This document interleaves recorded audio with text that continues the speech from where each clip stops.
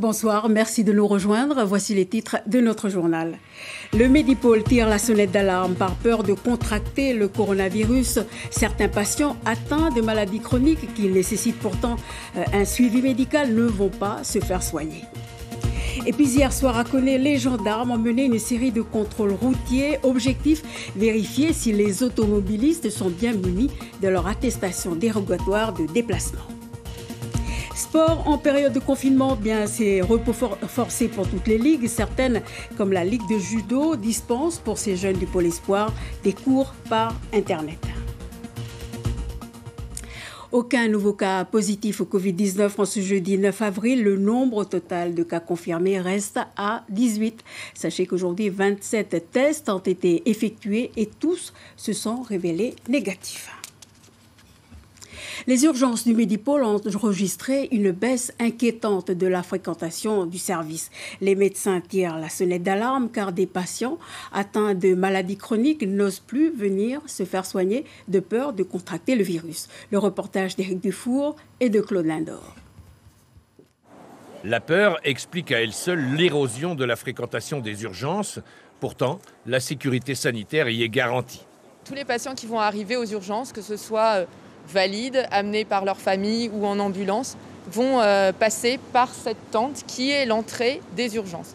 C'est au niveau de cette tente qu'une infirmière dédiée au tri du patient va poser les questions, faire un score Covid et ensuite orienter le patient en filière non Covid, standard, comme les urgences habituelles, ou en filière suspicion Covid, où tous les patients suspects seront orientés. Ce sont deux filières bien séparées. Le hall d'accueil est désert, comme la majorité des salles de soins. Une situation totalement inédite. Alors, habituellement, on accueille entre 90 et 100 passages aux urgences adultes. Actuellement, c'est à peu près la moitié, une cinquantaine. C'est bien ce qui nous inquiète d'ailleurs. Les malades qui ne viennent plus sont pourtant nombreux à souffrir de pathologies comme le diabète, les problèmes cardiaques ou l'insuffisance respiratoire. Les médecins ont tiré la sonnette d'alarme, appuyés dans leur communication voulue rassurante par les sénateurs coutumiers. Ils ont rencontré cet après-midi la direction de l'hôpital. Il y a un dispositif qui est prévu pour ça. C'est quand même dommage de rester à la maison et de mettre en danger ceux qu'on aime, quoi, au lieu d'aller consulter. Mais dans tout ça, il y a aussi tout ce qui a été mis en place a été fait pour que les gens soient rassurés aussi quelque part. Vous ne craignez rien à l'hôpital, mais vous prenez des risques si vous ne vous soignez pas quand vous êtes malade. C'est le message des médecins urgentistes. Voilà un petit rectificatif. Sachez que 74 tests ont été effectués aujourd'hui et tous se sont révélés négatifs. Direction Koné à présent. Hier soir, entre Koné et Pointe-Boute, les gendarmes ont mené une opération de contrôle routier. Objectif, vérifier le respect des règles de confinement, en particulier les attestations dérogatoires de déplacement. Le reportage de Camille Monnier et de David Sigal. Appliquer les gestes barrières avant chaque contrôle. C'est bon. Ce soir, une dizaine de gendarmes vérifient les attestations de déplacement. C'est quoi le motif de votre déplacement? Hein, madame? C'est quoi le motif? Vous venez du travail. C'est bien pour la sécurité des gens, pour avoir les mêmes répétitions de gestes de barrière. Il est 22h30. Une maman se fait arrêter avec ses enfants. Partir récupérer les enfants chez leur père. Vous pouvez montrer l'attestation? Une attestation, mais pas de pièce d'identité pour chaque passager. Ce soir, elle ne sera pas verbalisée. Du coup, ouais, pour vous et puis pour les autres passagers aussi. Pour justifier l'attestation pour chacun. À chaque vérification, l'appréciation du gendarme entre en compte. On peut exiger que la personne nous présente par exemple la grosse de jugement déterminant les conditions de la garde des enfants pour s'assurer que le motif invoqué est bien sincère. Si le gendarme a un doute sur la sincérité du motif évoqué, il peut verbaliser. Cet automobiliste a son attestation en règle, mais un phare en panne. Il sera verbalisé. Les gendarmes n'oublient pas leur mission de police de la route. Ces contrôles ils sont également utiles pour prévenir les atteintes aux biens, pour lutter contre les vols de voitures qui sont fréquents sur Koné. Et également, ces contrôles nous permettent de lutter contre les comportements accidentogènes, pour lutter contre les contrôles en état d'alcoolémie. Madame la commissaire déléguée est présente. Elle rappelle l'importance dans cette crise sanitaire de poursuivre les règles de confinement. Dans sa mission, elle est aidée par les gendarmes et les autorités coutumières. On a une grande mobilisation, notamment des responsables coutumiers qui sont bien mobilisés sur faire comprendre, expliquer, communiquer sur les règles de confinement, notamment dans les tribus. Minuit, ces habitants de la côte Est viennent de traverser la chaîne pour rejoindre leur lieu de travail, mais leurs documents ne sont pas à jour. Ça n'a pas été rempli par les employeurs. Comme ce monsieur, cette nuit, 4 autres personnes ont été verbalisées pour défaut d'attestation. Droit du travail appelle à projet innovation, contrôle des prix en cet épisode de confinement. Ce sont les sujets abordés lors du point de presse quotidien du gouvernement cet après-midi. Le compte rendu tout de suite avec Bernard Lassos et Gaël Decheverry. Le masque Made in Calédonie, certains s'y sont déjà lancés. Le gouvernement y ajoute sa rigueur et son attachement aux normes. Ils seront à usage non sanitaire. Les entreprises ou artisans intéressés par ce créneau à fort potentiel sont appelés à se manifester. Il était aussi question de droit du travail en rapport avec les mesures de protection mises en place par l'employeur en début de la crise. Les employés peuvent-ils faire valoir leur droit de retrait s'ils estiment que leur sécurité n'est pas respectée? Distance de sécurité, moyens de protection physique? Réponse: pour ne pas être sanctionnable, le motif doit être légitime, à savoir une situation de danger grave et imminente.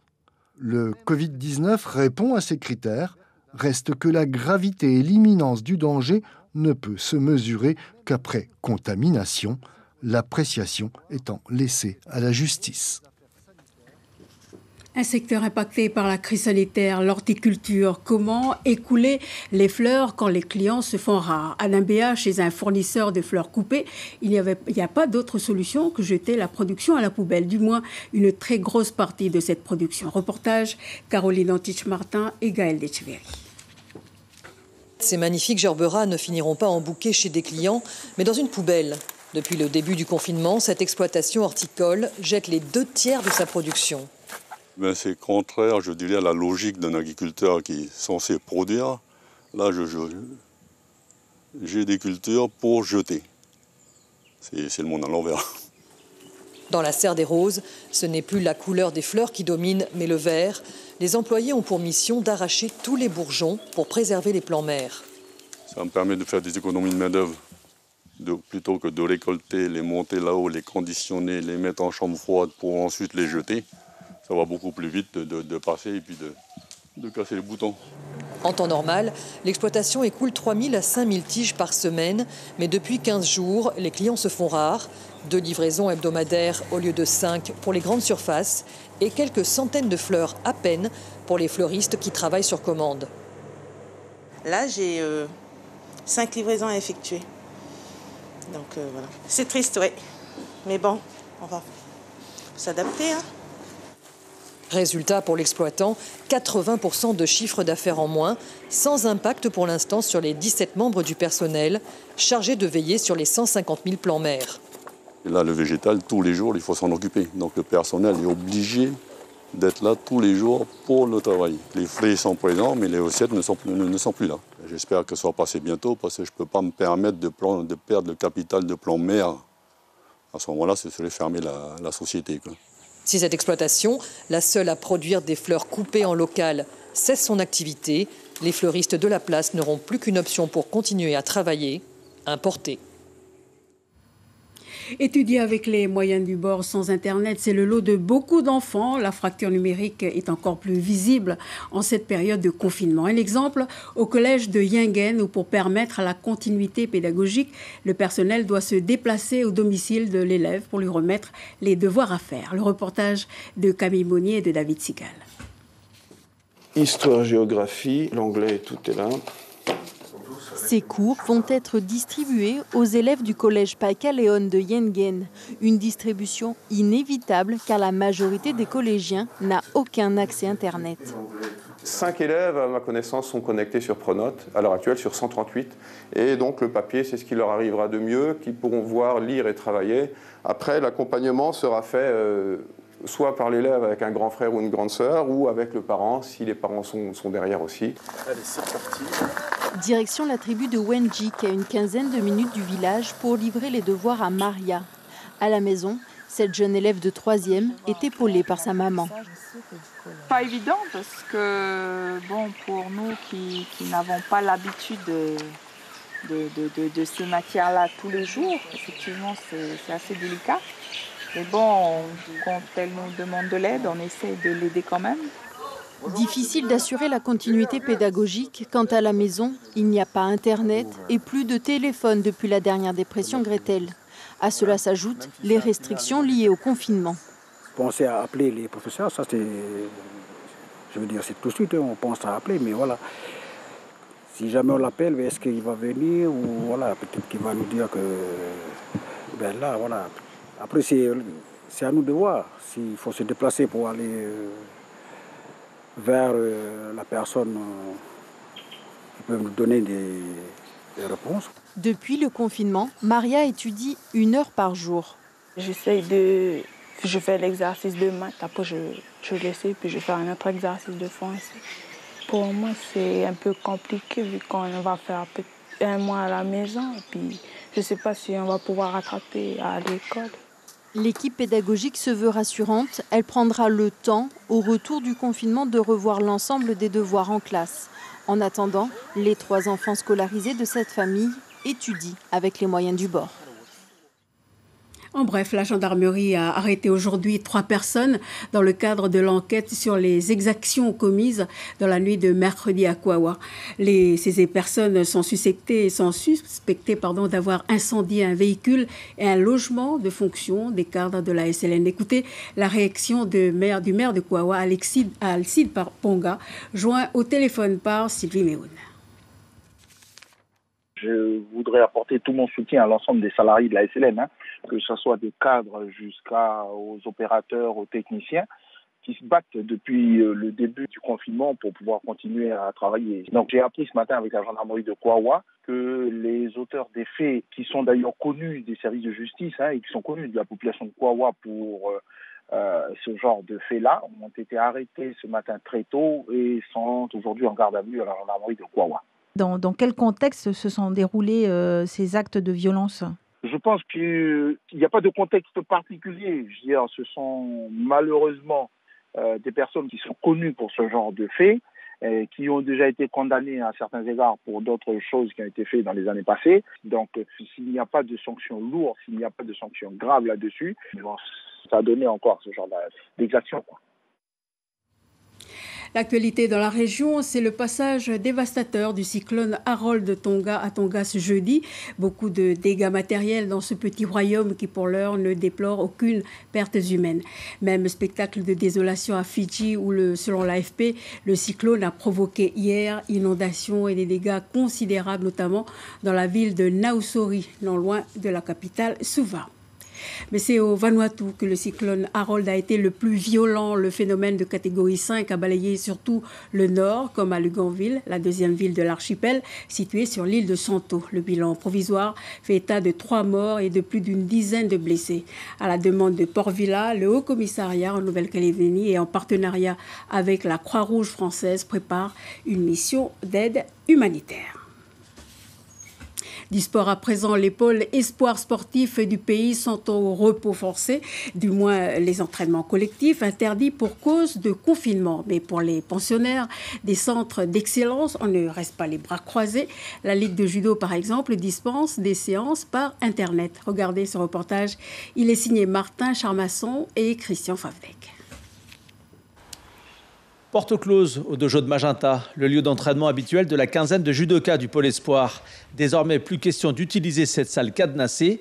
Tout se passe sur Internet. Sur le poignet, celui qui tient la manche, il faut casser le poignet, l'articulation. Il faut travailler. Souvent, les judokas vont travailler avec le poignet figé. Non, il faut casser. Les smartphones servent de caméra, les applications de moyens de partage. Gérald Chadefaux propose des séances vidéo depuis son domicile. Il répète la gestuelle, le placement des techniques. Moi, je leur demande éventuellement de revenir à cette base bien technique, placement et tout, et de s'auto-corriger par le biais de la vidéo. C'est de la pédagogie inversée, mais on a quelque chose de positif, c'est qu'avec les images, l'entraîné se voit bien et arrive éventuellement avec l'entraîneur à bien corriger sa posture, son geste et tout. À l'autre bout des téléphones, les pensionnaires du pôle exécutent, mais à défaut de leurs partenaires habituels, il leur en faut trouver d'autres. Tout le monde dès lors est mis à contribution, un confinement très collectif. Bonjour à tous. Alors aujourd'hui je vais faire le bloc de travail que vous allez réaliser 3 fois à la maison. Le physique est lui aussi travaillé. Tanguy suit à distance les conseils de son entraîneur, Teva Gouriou. Après visionnage des consignes, la mise en pratique se fait comme elle peut. C'est plus compliqué de faire du judo en lui-même, travailler les techniques et tout, ça reste plus compliqué, mais globalement, le travail physique, on peut le faire à la maison, courir, on peut encore le faire. Et les exercices physiques comme du gainage ou des exercices sur du, assez explosif, on peut en faire à la maison. Par contre, tout ce qui est musculation, c'est compliqué si on n'a pas le matériel. Endurance, puissance, explosivité et gainage pour éviter les blessures. Malgré les circonstances et l'annulation des championnats de France jeunes, les judokas continuent de travailler d'arrache-pied. Personne n'a été vraiment préparé à ce genre de problème. Et voilà, on y est. Donc il faut s'adapter, il faut réagir en conséquence.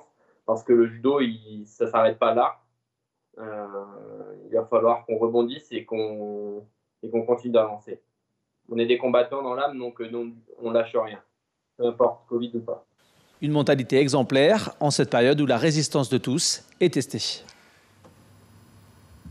Avant de refermer ce journal, je vous rappelle le titre principal. Le Medipôle tire la sonnette d'alarme. Par peur de contracter le coronavirus, certains patients atteints de maladies chroniques qui nécessitent pourtant un suivi médical ne vont pas se faire soigner. Voilà, c'est la fin de ce journal. Merci à tous de l'avoir suivi. À noter à suivre à 20h la série américaine Good Doctor. 2 épisodes sont au programme. Demain, ainsi que le week-end, vous retrouverez à cette même place Alexandre Rosada. Très belle soirée sur la première et à bientôt.